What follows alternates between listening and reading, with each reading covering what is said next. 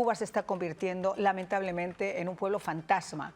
Esos éxodos obligados, forzosos, otros obviamente por la situación que impera en Cuba, están dejando vacía la isla y además una isla extremadamente envejecida por lo que queda.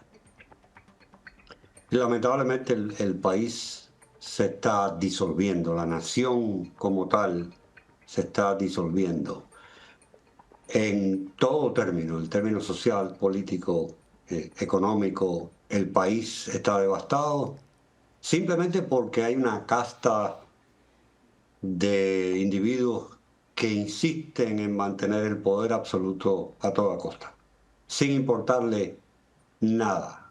No pueden argumentar que tienen ningún interés en el bienestar de la población hoy en día, porque es imposible aceptar esa idea. Pero además de eso no pueden ni siquiera argumentar que están haciendo lo que están haciendo a nombre de la nación cubana, porque es que están forzando la disolución de la nación cubana. Ellos mismos. O sea, se han quedado absolutamente sin ningún tipo de argumentos, ya sean de tipo ideológico, marxista, o sea de tipo nacionalista propio de la historia cubana. Yo recuerdo a mi abuela en España cuando hablaba de las bondades de esa Cuba de los años 20, de los años 30, de los años 40, de los 50. Esa Cuba maravillosa, próspera, esa Cuba que era realmente la perla, era una auténtica perla en el Caribe. Y uno ve esas imágenes que estamos viendo ahora de esa Cuba venida abajo, de esa Cuba donde no le duele ni siquiera a ese gobierno de dinosaurios caducos, pero están, yo siento y creo que es la realidad, cuando el gobierno, cuando ese régimen se ve entre la espada y la pared de la forma que se está viendo y sabe que es cuestión simplemente de un hervorcito más para que la olla suelte la tapa y haya nuevamente un estallido social, tienen miedo, tienen mucho miedo, y eso hace que cometan pues los improperios de sacar, como decía Díaz-Canel en el día de ayer, unidades represivas a la calle, más todavía. Que se interrogue a turistas o que se interrogue a youtubers, como por ejemplo estos chicos del podcast Black Mango, que han denunciado haber sido detenidos, interrogados por las fuerzas de seguridad del Estado por hablar con la gente. Vamos a escucharlo, Sebastián, si te parece, y hablamos sobre esto. Claro. Señores, tenemos que hablar. Estamos ahora mismo en Madrid, o sea, estamos sanos y salvos, hemos llegado, pero hemos tenido una de problemas impresionantes. Para empezar, el gobierno cubano ha enviado a oficiales a que nos interrogaran, nos preguntaran. El último día ya no pudimos grabar nada porque estábamos básicamente vigilados y de hecho tuvimos que hablar con oficiales, enseñar el teléfono, o sea, algo que, bueno, surrealista. Nunca en mi vida nos ha pasado algo parecido, y eso que hemos estado en muchísimos países. Mi amor, es que eso no es surrealismo, eso es realismo, y tampoco es el realismo mágico de Gabriel García Márquez. Por muchos países que visites, Cuba es un mundo aparte. El tema es que hay que concientizar a la gente de lo que realmente está pasando en Cuba, porque eso que te ha pasado y eso que les ha pasado es una realidad diaria para miles y miles de cubanos. Sebastián, a mí dentro de todo, quiero decir, me conmueve que diga que a mí no me había pasado esto nunca por muchos países que yo he recorrido. Que Cuba no es cualquier país. No, indiscutiblemente no es cualquier país. Y es sorprendente que a estas alturas del juego todavía haya españoles, sobre todo españoles, que no sepan cuál es la realidad en Cuba y que se sorprendan cuando descubran esa realidad.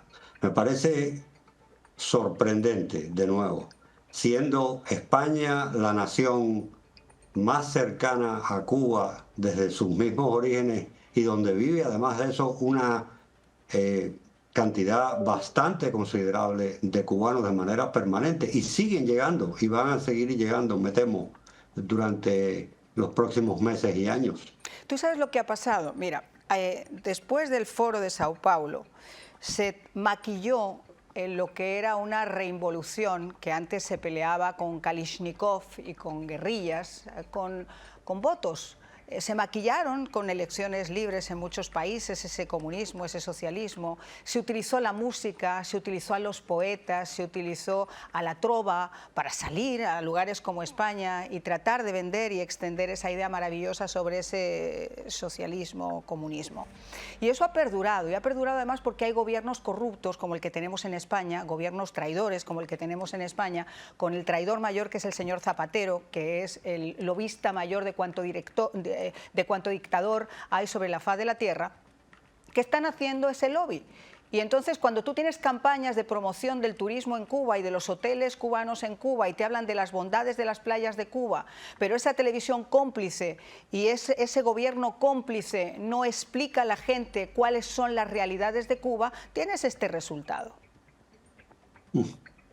Es aún sorprendente porque los españoles están viajando a Cuba de manera bastante frecuente desde al menos mediados de los 80 y han tenido tiempo de sobra para palpar la realidad en Cuba de lo que sucede, los resultados de ese régimen, además de las voces de cubanos en España, que son muchísimas y que hablan bien alto.